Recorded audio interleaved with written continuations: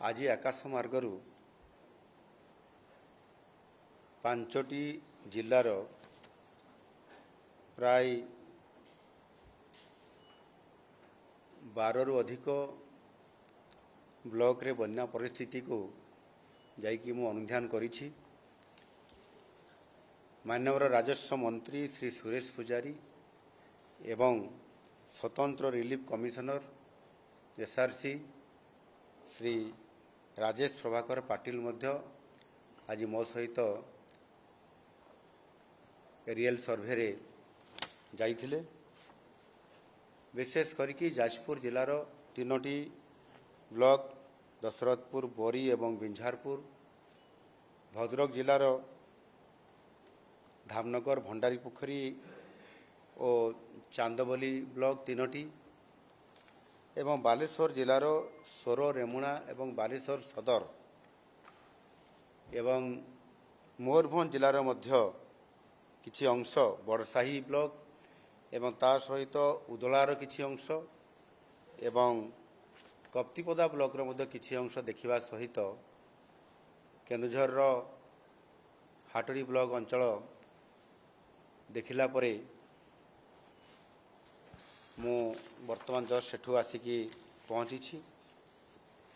ये सब अंचल अनेक गाँ पानी घेर एवं मध्य रही। तेबे परिस्थिति धीरे धीरे सुधारुछि। प्रायतः सबु नदी मानकरे पानीर जो प्रखरता एवं कमी। प्रायतः आसंता 2 दिन मध्य स्वाभाविक भाव नदीर जो प्रभावित जो परिस्थिति ताहा सुधारी जीव बोली मु आशा करुछि। बन्या परिस्थिति उपरे संपूर्ण भावे नजर रखा जाइछि। सेतिपाई मंत्री एवं अधिकारी मानक सहित आलोचना करी पदक्षेप नेबाकु मु निर्देश देइछि। राज्य सरकार पक्षरु बन्या परिस्थिति उपरे संपूर्ण तीक्ष्ण नजर या उपरे रखा जाइछि।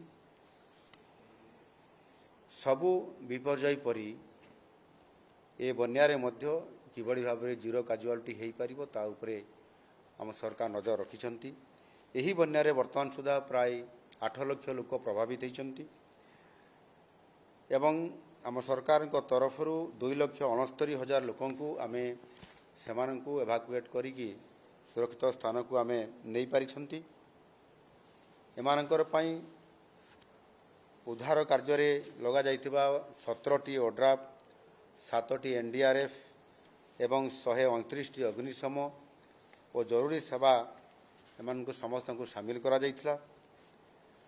प्राय 700टी आश्रयस्थल रिलीफ कैंप रे समानंकर पाई रहिबार व्यवस्था, सुखिला खाद्यर व्यवस्था एवं रंधा खाद्यर व्यवस्था सहित पीवा पानीर व्यवस्था करा जाइथिला एवं ता सहित मध्य यदि कहार देह असुस्थ होइजो ताले चिकित्सा करिया पई मध्य सेठी डाक्टरी टीम रे व्यवस्था मध्य करा जाइथिला। ये समस्त जिला मानकरे क्षेत्र स्तर रे रिलीफ और पुनरुद्धार कार्यक्रम एबे भी तदारक करा जाउ अछि। रिलीफ एवं उद्धार कार्य पई राज्यर विपर्यस्त परिचालना पांठी बा एसडीआरएफ रु 26 कोटी टंका प्रदान करा जाइछि।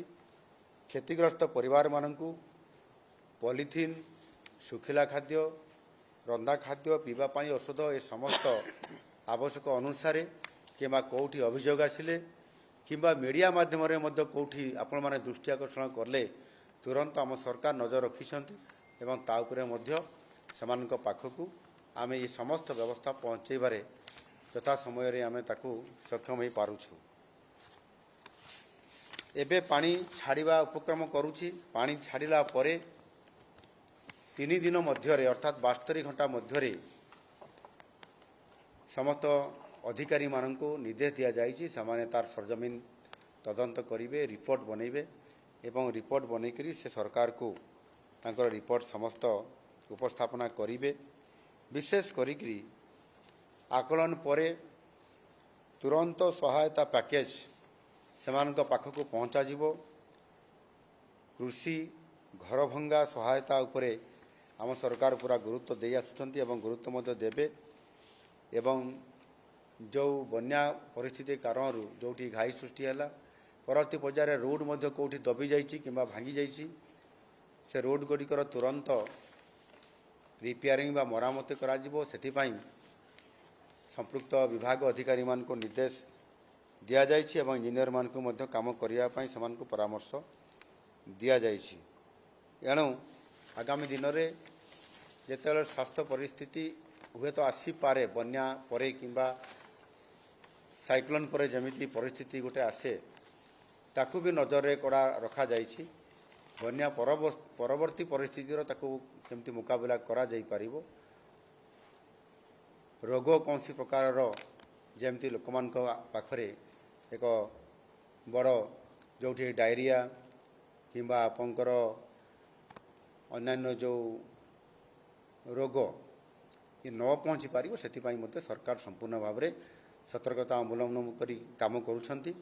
मु आशा करी एथर बन्या परिस्थिति शीघ्र शीघ्र आसिला परे मध्य बहुत क्षति घटेला परे माने बहुत बड़ फ्लोरे आसिला परे मध्य सतर्कता अवलंबन सरकार तरफ करा जाइथिबारु सूचना ठीक समय समस्त को प्रदान करा जाइथिबारु संभवतः यह को आमे आज गोटे प्रकार एडे देइछु माने बड़ जो भयंकर क्षति हेबा परिस्थिति बर्तमान एड़ा जाई पारिछि एवं एबे मध्य महानदीर पानी तलमुंडारे आसिकी पहुँचबारे लागिछि। जहाँ रिपोर्ट आम पाखरे अछि जे नदी रे जेतिकी पानी फ्लो जाउथला से भी कमिबा आरंभ करिछि।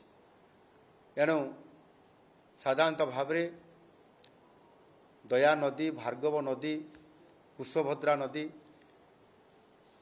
एवं एमानंकर अफेक्टेड एरिया जो अच्छी विशेषकर पुरीर कणास ब्लॉक ये सब अंचल मानकरे मध्य तीक्ष्ण नजर रखा जाइछि।